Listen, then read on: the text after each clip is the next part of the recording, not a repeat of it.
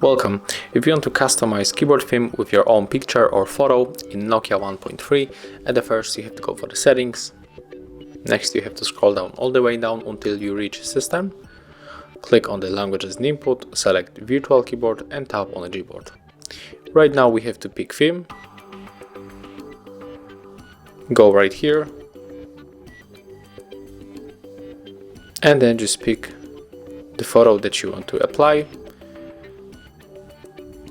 So we have to wait until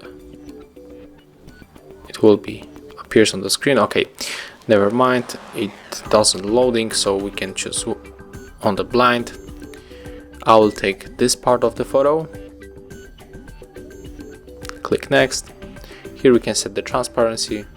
Click done. And as you can see, we have to click apply. And that's how our theme looks right now. Thank you guys for watching, leave thumbs ups, comments and subscribe to our channel.